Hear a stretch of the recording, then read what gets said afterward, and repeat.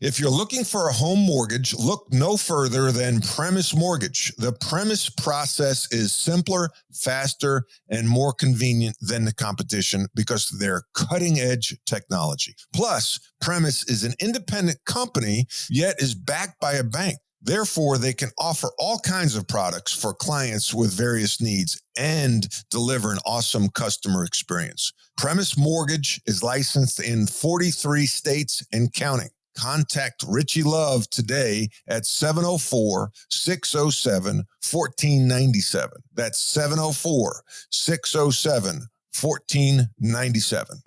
Matt Doherty, the 6'7" sophomore from East Meadow, New York.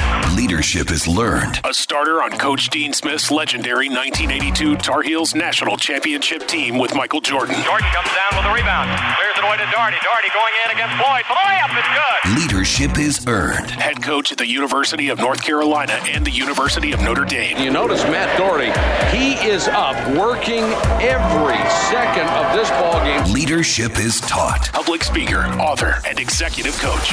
And leadership does not require a title. This is the Rebound Podcast with Coach Matt Doherty. Hey guys, thanks again for tuning in to the Rebound Podcast with me, your host, Matt Doherty. My guest today is Tim Pernetti, President of IMG Academy. But from 2009 to 2013, Tim was the athletic director at Rutgers when he helped shepherd the Scarlet Knights into the Big Ten. I can't wait for you to hear this conversation with Tim. He goes into depth about his time at Rutgers, from switching conferences to being let go from the position.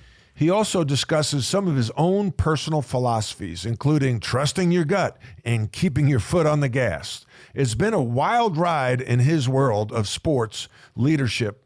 It's been a wild ride in the world of sports leadership for Tim, and I'm grateful to have him on the podcast to share his experiences. Hey, Tim, thanks for coming on the show. Good to be on with you. Yeah, tell the audience what it was like for you growing up. Northern New Jersey guy, what was it like? Family, sports, that kind of thing. Well, I think people hear New Jersey, right, and the jokes start flying relatively quickly. But what I could tell you, I always say the same thing. If you're not from New Jersey, you don't understand. It was great. You know, I was born and raised in Northern New Jersey in Bergen County. Still have a home in Bergen County. And it was sort of what you would expect. You know, I had a big, on my father's side especially, big Italian family. Holidays were sort of the thing. And you could picture fitting 40 people at a dining room table for 12 and people just eating for 12 to 15 hours a day.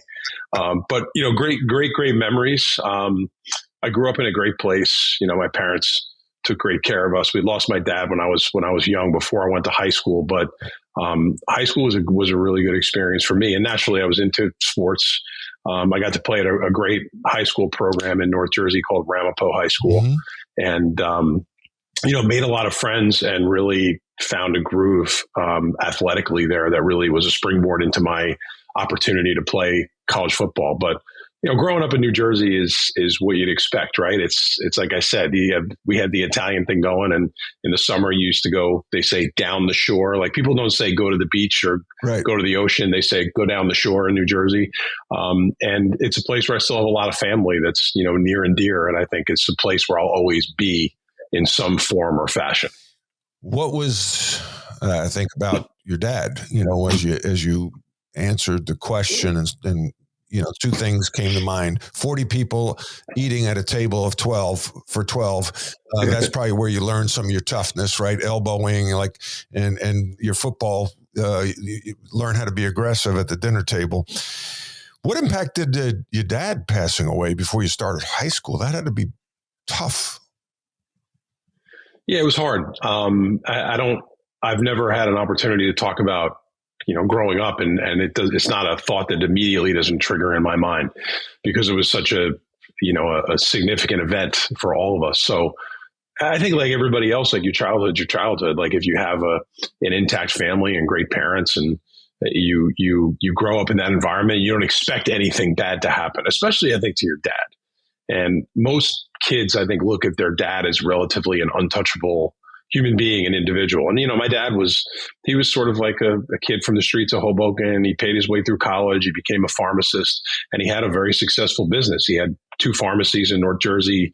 I was growing up when I was 8, 9, 10 years old. I used to go to work with him on Saturdays, and he'd sit me behind the counter. That was when the counters, the pharmacies were like raised up. Right. He'd sit me at the counter and say, hey, see this bottle, count out 10 of these or count out 12 of these, which was probably highly illegal at the time. I mean, who knew that? Right? You have a 9-year-old doing this. Especially if they were one short all of a sudden, Dad. Yeah, yeah.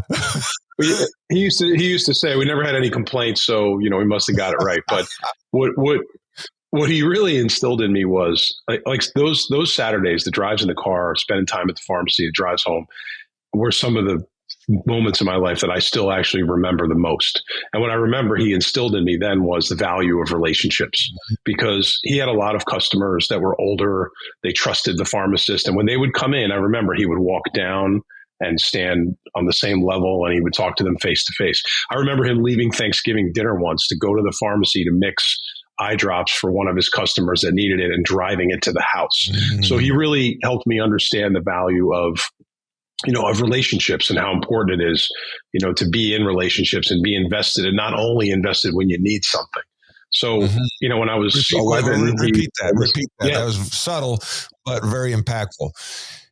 Yeah. So I think, relationships, especially in the business that I've been lucky enough to be in my whole career, they're the foundation, of everything I've ever done. And what I learned from my dad was you invest in relationships, and you don't only invest in them or reach out to them when you need something. Like you check in, you call for no reason, you make yourself available. And he used to talk about being accessible. He would say, being a great pharmacist is about being accessible. Wow. People want to know when they pick up the phone that you're going to be there for them. Wow. I love that. When I start interviews, I don't know where it's going to go, right? I have some basic questions, but I always like to ask about the influence of growing up. And you then told us about your dad and, that lesson and the lessons, the many lessons, and how you now are still applying them. That's powerful. How, with his passing at such an early age in your life, how has that impacted the way you parent?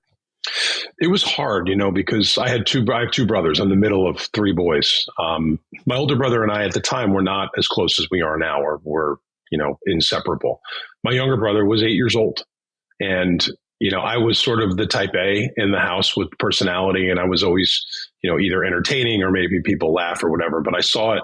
It was challenging, and it was hard to see that unfold in front of your eyes, to see someone so strong, really brought down to nothing at the end.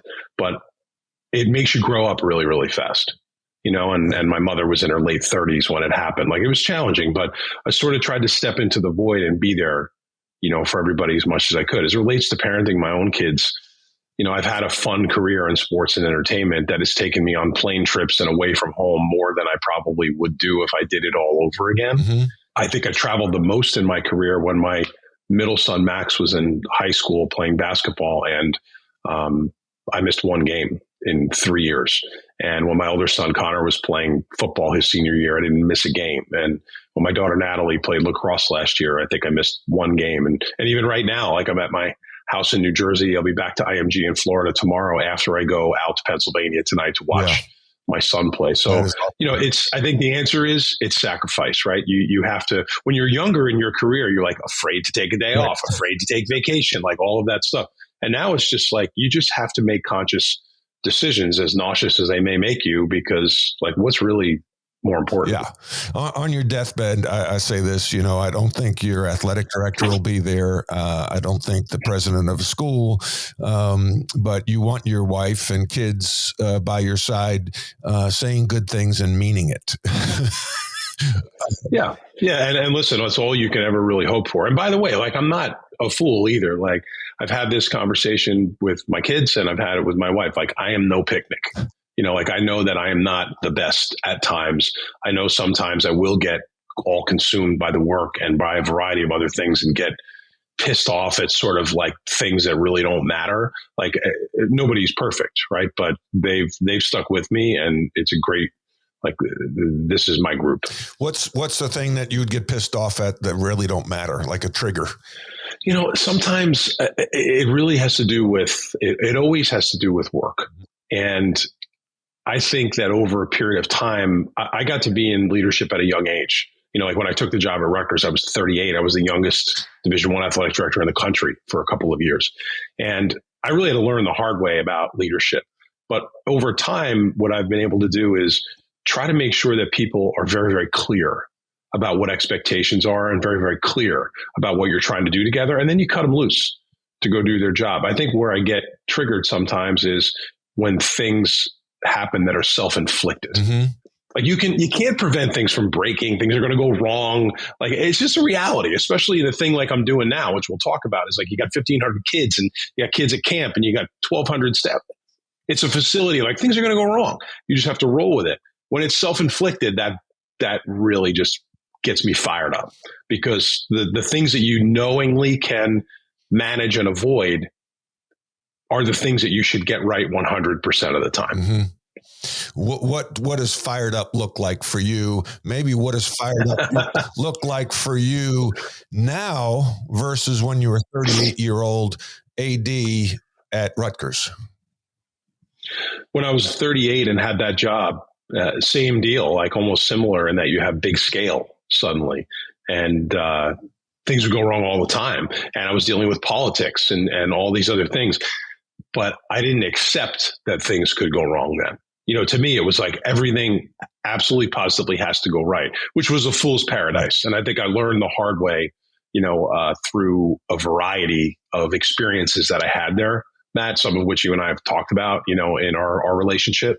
But what fired up looks like now is I'll get fired up but I'll deal with it, sort of the fired up moment on my own. Mm-hmm. And then I will bring people to the table. And, one of the things that I've tried to build into my leadership style is it's not personal. Like I say, it's not personal 10 times a day. Mm-hmm. It's not personal. Let's get to the table. Let's tear down the walls. Let's have the conversation.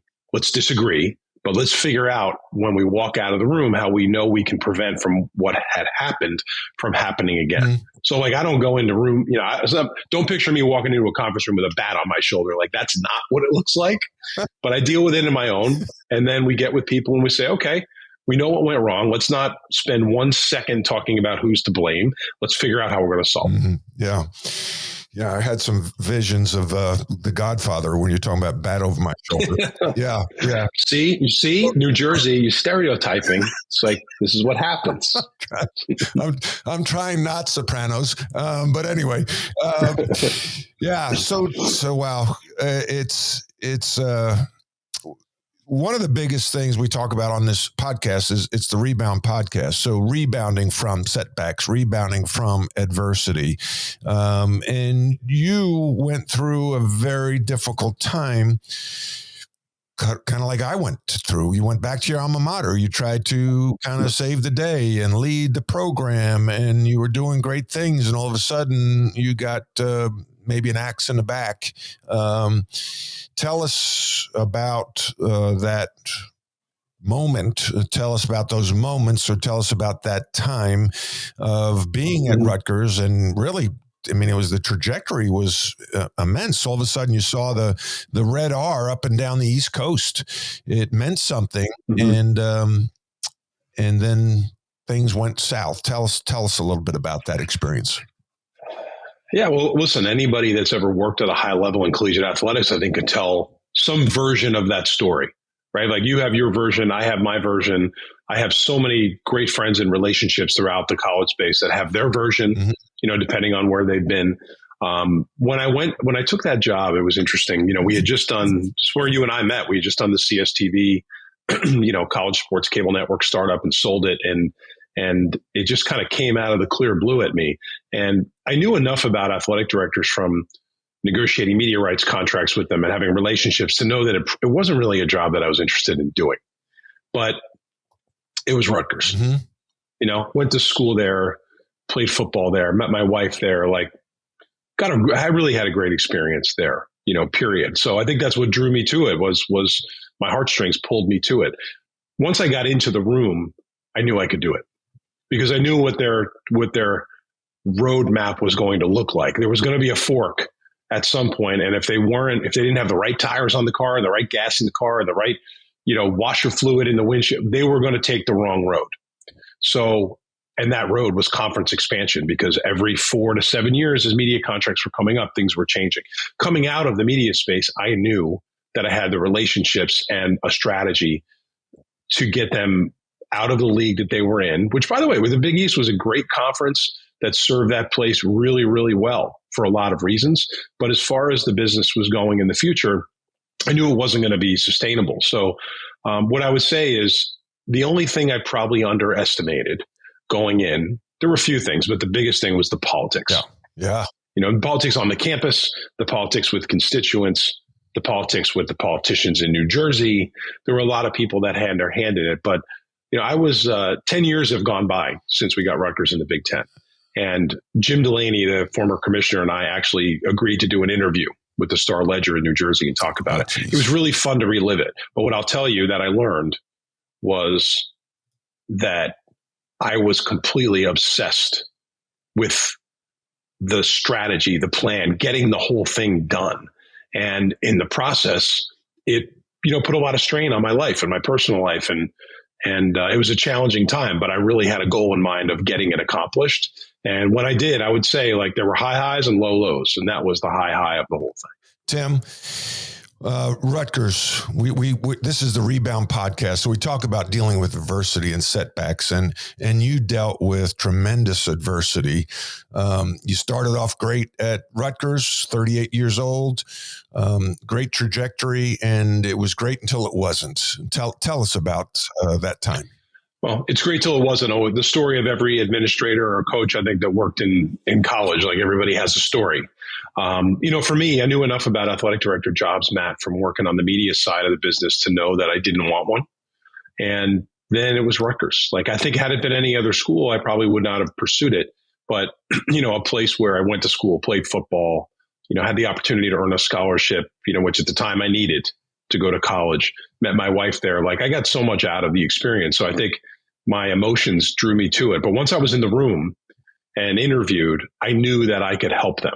And I knew there was a path they were on and a fork in the road that was coming, that if they didn't have the proper things in place, they might end up going down the wrong road. And having come out of the media side and seeing how the media business was driving conference expansion and all these things, just felt like it was a moment in time. And I really had my eyes open. I knew what I was getting myself into, except I might have underestimated the politics, whether it was the politics on campus with various constituents, the politicians in New Jersey, in the state that had their hand in it on a pretty regular basis.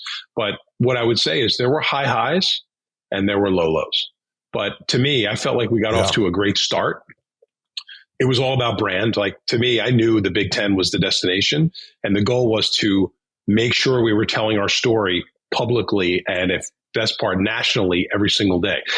That comment about the red R, we used to have interns out in the parking lots during football games, putting one of those magnets on every single car in the parking lots. And I would feed information to writers about, Syracuse is calling themselves New York College Team. Here's the top 10 rated college football games in the New York media market in the last 3 years. And as you can see, they played in none and we played in all of them. So it was you had to storytell and create a narrative. And I played a little New Jersey at people. When people would stake their claim, I would say, well, we're going to hit back. And in a lot of ways, right, I think that scrappy, gritty approach inspired people. I really do, because how did it change the business? We suddenly had a commercial business we were able to build with naming rights and sponsors and investment. We raised $100 million there in 4 years. They'd never seen investment like that over a period of time. So it was a transformational time. And when we were able to get the deal done, Jim Delaney and I, he was the former commissioner, just talked about this. We actually did an interview 10 years later with the Star Ledger, reliving it. It was so fun to relive it, because if people only knew what went on, the number of times I had to use a donor's plane to kind of sneak around to have a meeting, or we're meeting at midnight at the Ritz-Carlton in Washington, D.C. to hammer out the final details 2 weeks before the announcement. It's right out of the movies. And what I always tell people is I stood up in front of the whole world and announced this thing. that I knew was the one thing that would change the place, not just athletics, change the place forever. And 3 months later, I got fired. So it at times it really can bring your feet back to the ground and bring you back down to earth quickly, the business, because it changes dramatically. Like, I hope that my tenure there is, and I think it is, will be judged on the body of work, not just hiring a basketball coach that ended up losing his mind and cost me my job. All right. So things go badly with your coach, your basketball coach, Mike Rice. And how did you respond to that? Because a lot of people listening, will, if they haven't already, face crisis, right? And so that was kind of a crisis. Tell us how you tried to manage that, and maybe where you would have managed it differently looking back on it now, or maybe you wouldn't have. Yeah, no, listen, I think there's one part of it I think I might have redone, and I'll explain it. And, again, you do the timeline is 4 years of just mind space and thought leadership and like literally obsession with getting in the Big Ten. And then November of 2020 or November of 2012, like, I walk in this room. I mean, I never saw more cameras in my life. And we announced this thing, and it was like the pinnacle, I think, professionally for me. And also to be able to do something that I knew was going to impact the place, not just the athletics department, a place forever. And then 3 months later, I'm dealing with this. But in between, what happened was 5 days after the Big Ten announcement, I was asked to come to a meeting with a former employee and his lawyer in men's basketball to discuss a personnel matter. At which point I was able to view what I would call the lowlights, the famous tape that was spread all over ESPN and YouTube and a variety of other places. And what I knew at that moment from watching 30 seconds of that tape was that I was firing the coach immediately after that meeting. I knew that. I had already made up my mind. I didn't need any counsel. I wasn't going to talk to anybody. Like, I had my deputy AD and my CFO sitting next to me, and they looked at me and they knew me well enough to know what I was going to do. So we left that meeting and went downstairs to a different room in the building. And they said, "What are you going to do?" And I said, "You know what I'm going to do." And I left that meeting and I got in my car and I started to drive to where I knew the coach was to handle it. When the general counsel's office at the university and the president's office had reached out to remind me, because one of the attorneys was in the room, our attorneys, that there was a process and there's a policy for things like this and outside investigations need to take place. So you know what my mistake was? Taking my foot off the gas and putting it on the brake. Literally. Seriously, like, I'm telling this almost like I'm writing you a book, but literally that's what it is, because had I not stopped and just done what I knew we needed to do and dealt with the backlash, like, would have been the backlash. I didn't follow the policy. Fine. Let me roll 30 seconds of this for the national media. And then you tell me if I did the right thing or not. Right. I knew it was the right thing to do. So, but I think because of my affiliation in my life with the place, I always wanted to do things by the book. Right. Because I didn't want to be that guy that came in and did things differently. So that was my biggest mistake. And the minute the process unfolded and outside counsel comes in, and then I get this report that took a week to produce that basically said, yeah, you probably could fire the coach based on this, but you really can't based on this. And I was just like, did we actually pay for this? Like, I thought we were going to get a definitive opinion. But my advice all along was there was no other option than to terminate the coach. And what I did was I relied on my media background, Matt, and said, when this tape goes public, this university will not survive it. And I don't think anybody in this room is prepared to stand up when it does and say, the decision we made was the right decision. So we suspend the coach. It's actually on record at a public board meeting where I'm being congratulated for how I handled it, and I'm going on the record saying it's the wrong decision. Like, it was chaos. And then Final Four weekend, a couple months later, the tape broke, and 5 days later, I was out. Like, that's how fast it accelerated. As you know, fans and constituents and just the media, like, no one loves a scandal as much as the ones that are in and around college sports. Wow. So you're trying to, you're following policy. You're getting advice from your bosses, whether it be the president or the board of directors or board of trustees. And then they need a scapegoat, right? And it's Tim Pernetti. Did you feel betrayed? Did you feel like nobody had your back or people were stabbing you in the back? How did that feel? I felt a lot of things.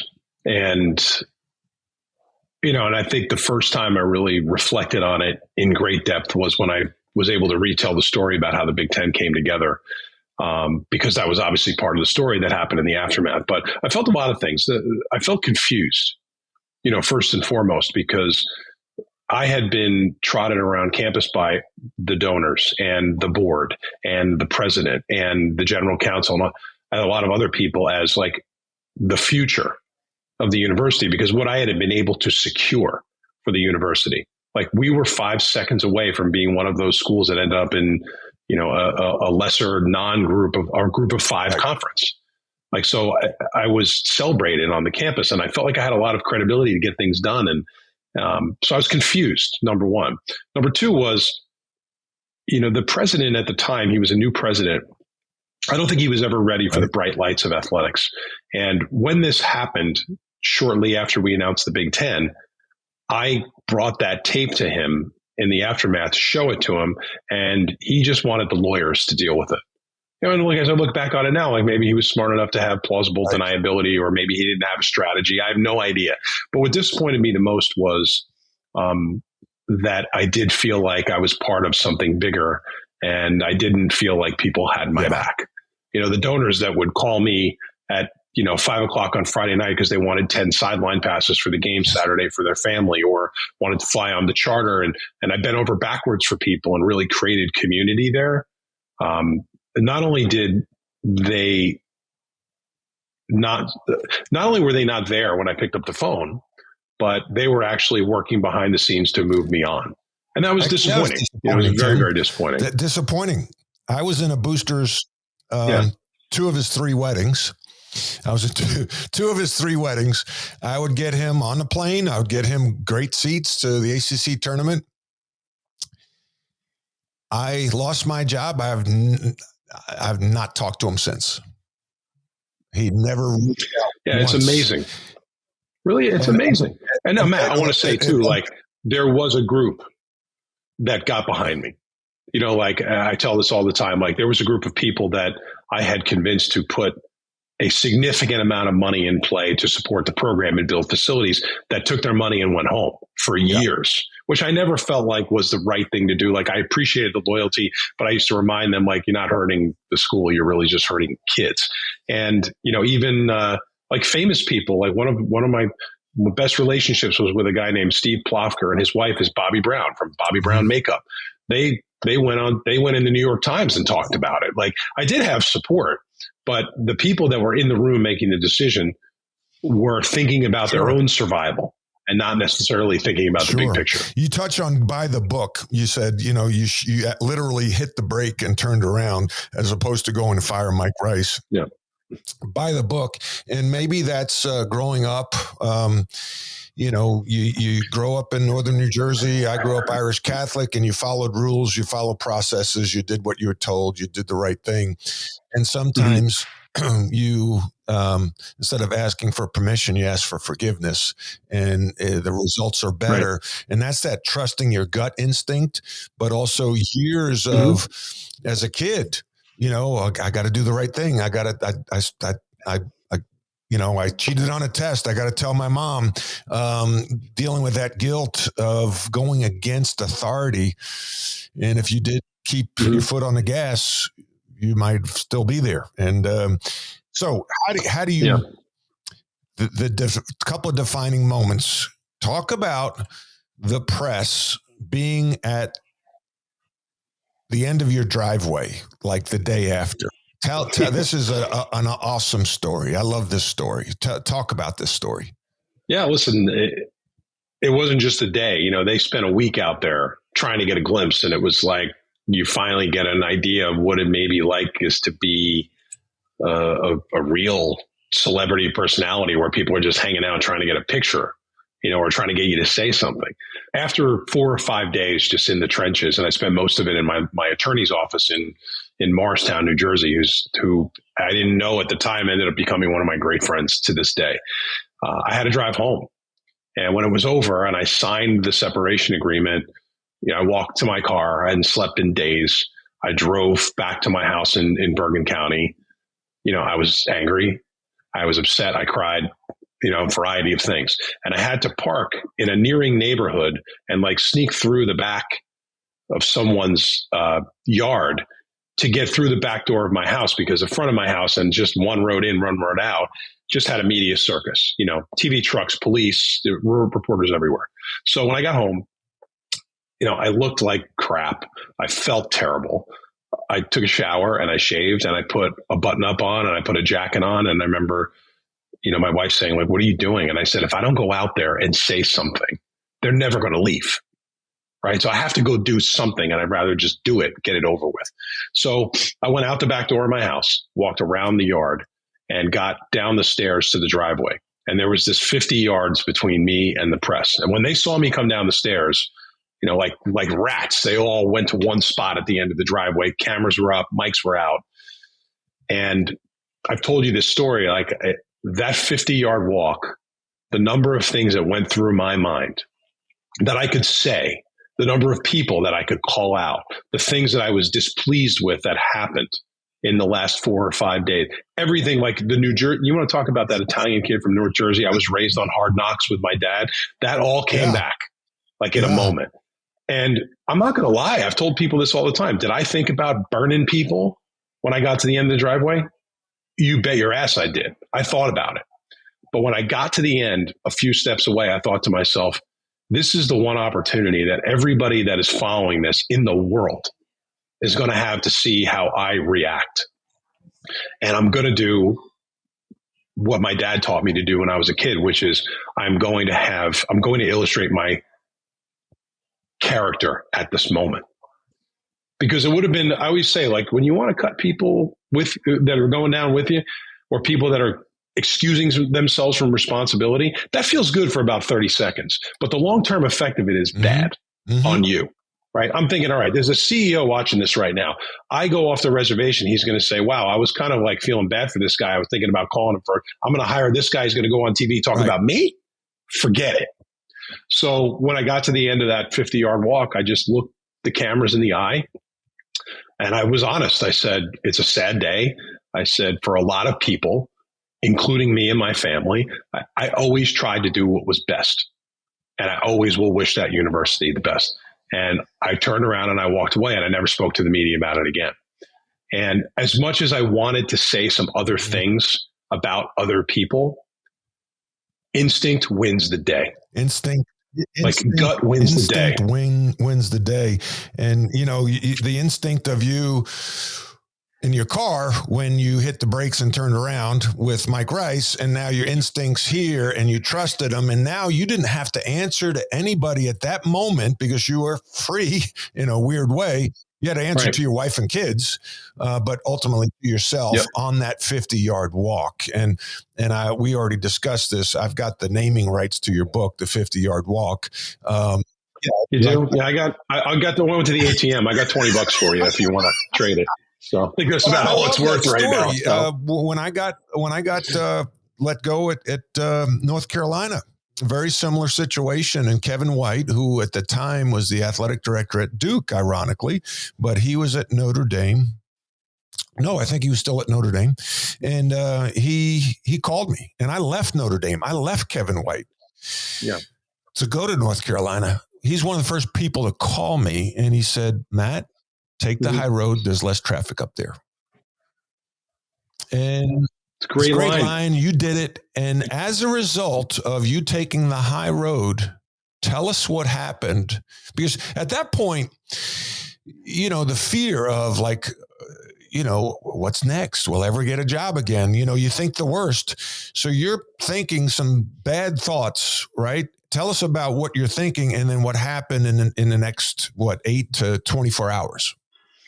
Everything you said is accurate, and instinct winning the day it was right at that time. And my instinct when I was driving that car was to keep driving. Right. So instinct wins the day no matter what. And I think, my dad used to say this, like, your gut never will fail you. Even when it doesn't feel right, it won't fail you. But I really felt, you want to talk about feeling unhireable and feeling like all you had poured into your career is at the end. That's the way I felt. I felt that way driving home. I felt that way after I talked to the press.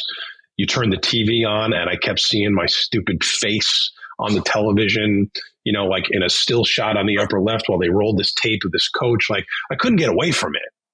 But what happened that night was, I won't get into specifics, but I did get a call from a university president of a Power 5 school in the ACC that wanted to meet with me about the athletic director job that night. And I remember saying to him that I was flattered, but I really didn't think I was in the right state of mind to even consider anything right now, but I would be happy to discuss it down the road. But when I hung up that phone, I thought to myself, maybe it's not over. Maybe what I did today at the end of my driveway resonated. And in the next 36 hours, I naturally got a lot of phone calls from friends and people that supported me in the industry and colleagues, like all the people that you and I know. But I got some calls about job opportunities that I never even thought would present themselves in a lifetime for me. And then it started to become clear. The sun started to come up, that when you handle yourself a certain way in a certain moment, when everybody's expecting you to go one way and you take that high road, it says something about who you are. A couple of these job opportunities weren't stuff like that I wasn't even qualified to do, but I think it was more about we're looking for real leadership that's not going to create chaos in situations of adversity. But a couple of days later, Matt, it became clear to me, it was hard for a long time, but it became clear to me that it was not over, that this was just a chapter in the book. Not every chapter is a rosy chapter, but there were going to be new ones. Yeah. Well, let's talk about the next chapter. Let's talk about IMG and the success that you have had there and the success that is IMG. You're talking about powerful brands. I mean, that's an international brand and you're at the core of it. Talk about how you got involved with IMG and what your role is and where IMG is right now and what's the future of IMG. Sure. So my tenure at IMG is 8 years now, and it's been terrific on so many fronts because IMG, which was owned by Endeavor, a big Hollywood, entertainment and content company, there's nothing that the industry does that doesn't operate inside the four walls of this company. Like, there's so many tentacles to the business. So when I realized there were going to be new opportunities, the first flyer I took was to launch an MLS team in New York City called New York City FC. And again, never played the sport, but built the business side out, had great partners, was a year and a half into it when IMG came calling about their ownership. Endeavor had just purchased IMG and they had a college business. And this business was outsourcing all of the commercial rights at colleges and universities, sponsorship, marketing, licensing, stadium seating, naming rights, like basically putting groups on the campus to generate revenue. And it was an important business they acquired. They were looking for someone to run it and someone that spoke the language of athletic directors and presidents and understood the commercial side. I mean, it couldn't have been a better fit for me. And, I'll always be grateful to Ari Emanuel and Patrick Weitzel and Jason Lublin and Mark Shapiro, the leadership of that company, for bringing me in because the Rutgers stuff was still fresh in college. To bring somebody like that in, I thought, for these guys, what I used to say was, I like these guys. Like, they got guts. They're not going to, be conservative based on something that happened in the past. So I was able to run that business on their behalf and run it in different ways and build it. And we were able to sell it to a competing company, to Learfield, which now owns the business. And in the transition, I was able to move into a totally different leadership role at Endeavor, overseeing what we called Endeavor properties, like events, sports properties, other things in North America. When COVID hit, one of my properties I was overseeing was the IMG Academy. And the plan during COVID was, hey, is there a way we can keep this thing open? So I went down there and took it on and realized we had to keep it open because we had international kids that were stranded and couldn't get home.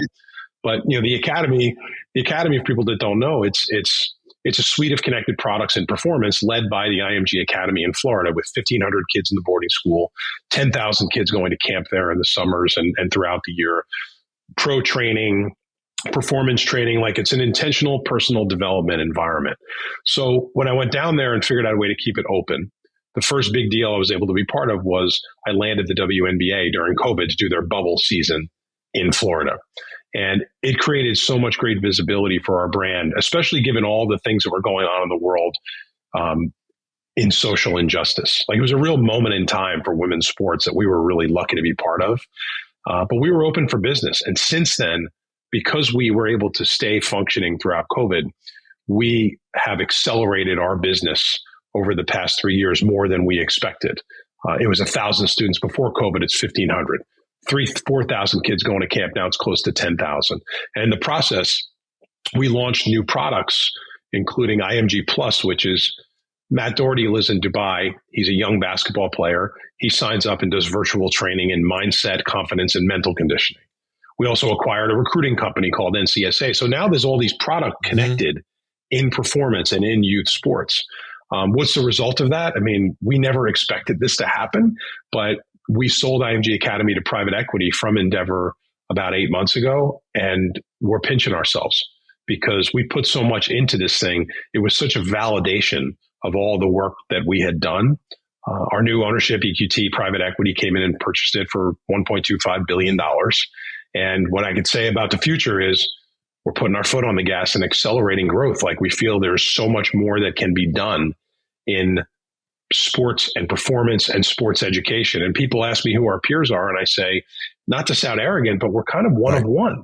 We won't be one of one forever, but we're one of one. And the brand, like you said early on, is the thing that really is winning the day. I feel really lucky to be leading this thing. You know, it is about as unique a property as you're going to find. Having said that, it's a lift, 1,200 employees, thousands of kids, like kids are boarding there. Like, as you can imagine, people think it's this utopia. Like, it's a high school. We deal with typical high school stuff there like you do anywhere else.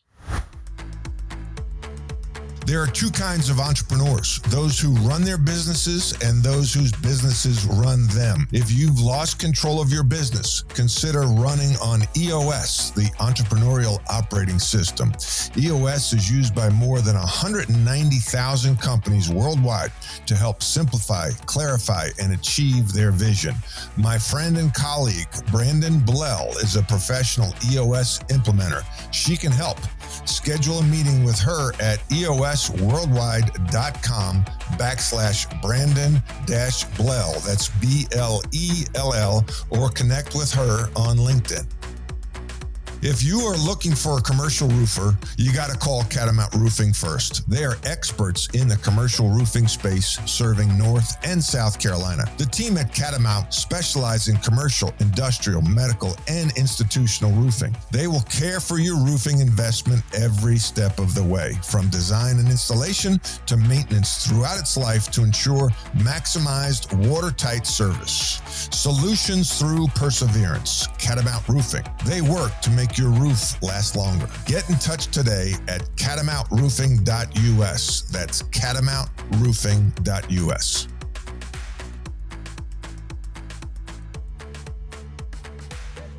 Tim, I could go on and on. I just think there's so many leadership nuggets here. You know, if you didn't go through what you went through at Rutgers, you wouldn't be at IMG in this situation. And you know, I see a piece about you. I see, I talk about when confidence plus humility equals class, and there's few people that have that. And I see that in you. You have a confidence, yet a humility. And who knows, maybe if you were still at Rutgers, you wouldn't have that humility. You know, and I think about that at North Carolina. If I was National Coach of the Year, my first year, maybe I wouldn't have had that humility. Maybe I'd be divorced. Maybe so when I get to heaven, I'm going to ask God, like, yo, God, 2003, you hit me over the head. You know, why? I think I know why, but you're better off. You're a better man today, having gone through what you went through at Rutgers. I believe that, but do you believe that? I do, and at the moment you don't think that at all. You just hate the world. Like you feel like it's you against everybody. But once you're out of the chaos of it, you do realize that. And for me, like you said this before, you're like, well, maybe things gone different. Like you kept your foot on the gas, you'd still be there. I'm not sure that's where I wanted to be.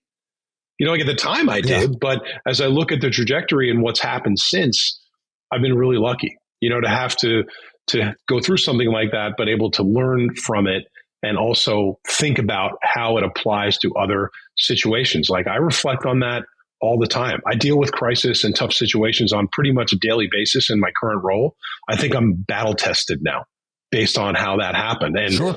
and that's a great thing to have. And like what you said is true. And I think most people in the space want to deny this. It's not possible not to get caught up in the ego and the persona of who you become when you're in a public job like that. It's not possible not to feed on that a little bit, but to feed on it long term is unhealthy. And sometimes when things like this happen, which we probably would rewrite, if we could rewrite it, you wouldn't have it end the way it did, right? Like it would end, but maybe not like in a public spectacle, but maybe that was what God had intended, right? In order to shape who you are as an individual. So for me, like, believe me, Matt, I wouldn't sign up to go through it again. All right. I just make it 100% clear. Having said that, the sun came up and the opportunities I've had and the relationships I've developed and things I've been able to do since then are not things that I ever expected I would be able to do in my life. Tim, a lot of people see the coach, the player, the AD out front, but they don't really see and witness and feel what the spouse is going through. What is your wife's name, first and foremost, and let's bring her out front of this. And how did she feel as you went through this? Because she's a Rutgers alum and living in New Jersey, and her most important people in her life, let's be real here, is not the husband, it's the kids. So she wants to protect the kids. And how did that all unfold for you and with your wife? It was impossible not for everyone, in the household to feel some impact on it. Danielle was hurt the way I was hurt, I think, by the entire experience. And as far as the kids go, they all reacted different. Like our daughter she was little at the time, like she was only 5 years old. My older son, Connor, definitely was old enough to understand what was happening. And he was very, frustrated and upset. And then my son, Max, at times was seen out shooting hoops in the driveway, talking to some of the press. So, they all kind of handled it differently. But, how did Danielle handle it? Like she does everything else. She protects the kids. And I think she felt hurt for me and for us. And as far as like how she handled it, she got out in front of it. There was press out in front of my street. She was coming and going, taking kids to school. There's a famous clip of her on YouTube walking to the end of the driveway to talk to Bruce Beck, who was in the media at WNBC, but also a friend, to let him know that like he was waiting for nothing because I wasn't in the house. And then she fired at the cameras and said what she thought. And go ahead, Danielle. She said something. She said, she sort of like headed back and then swung her head around and said, Tim Pernetti's the best athletic director they're ever going to have. And that was all she said. But that's all she needed to say at the time. And I think it kind of was illustrative of how we all felt at the time, which was, hurt, betrayed, frustrated, all that stuff. But we got through it, and honestly, she felt early on when I was being interviewed for that job that it wasn't a great fit for me. And she used to say that. She's like, I know this is Rutgers. I know. She's like, I just don't know about this. And as it turned out, it was a prophecy. Like she was right, because at times we wondered in a tough situation how things would play out. Mm-hmm.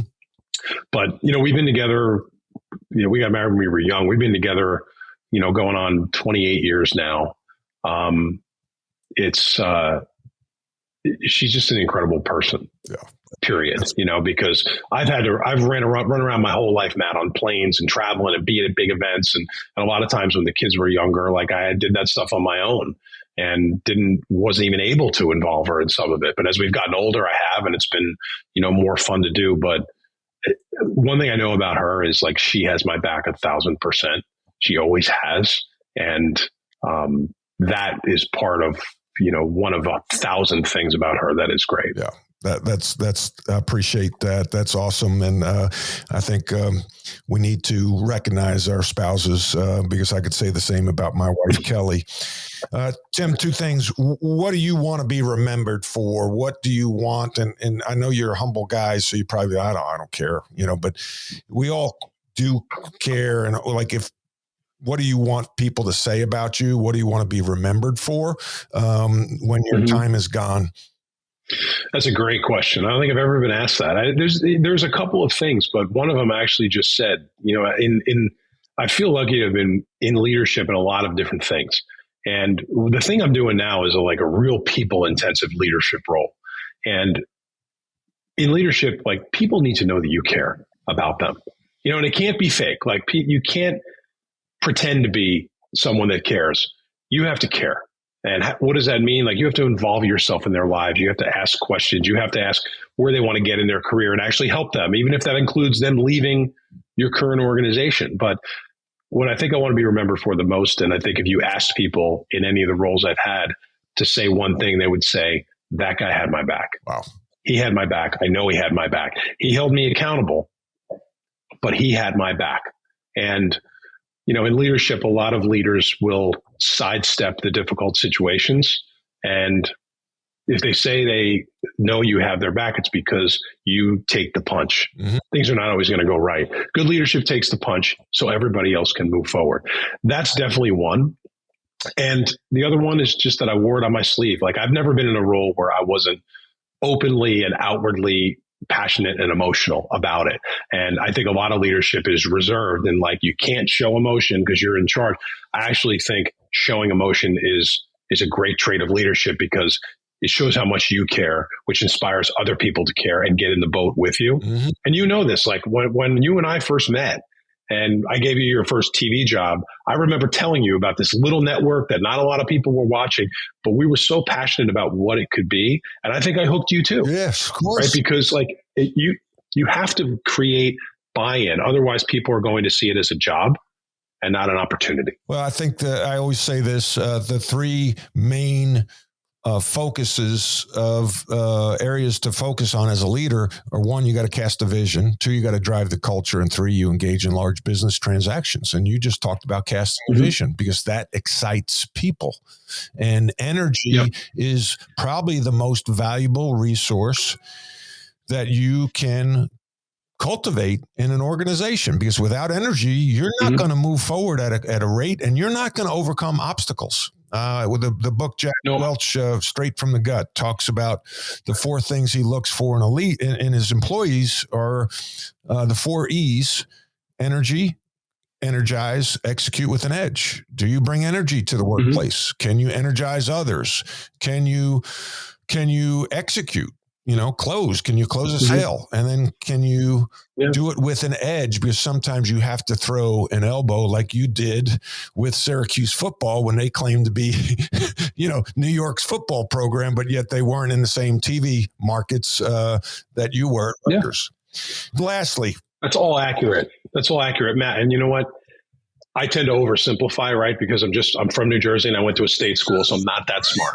But what I always say, I say this to my own kids and I say it to every employee we hire in any job I'm in. I say, you've been given an opportunity and now you have a choice. Are you going to do the minimum or are you going to do the maximum?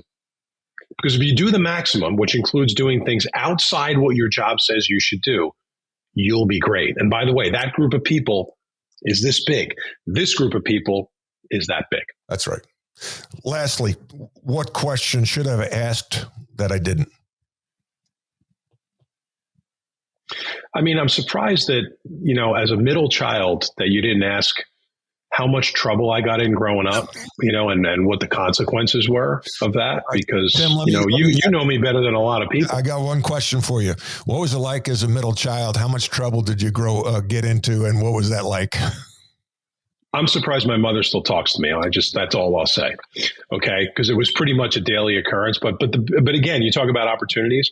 The benefit of being in trouble all the time, which I was growing up, was you were made to sit in the kitchen so your mom could keep an eye on you. And you were also within arm's range of a wooden spoon getting cracked.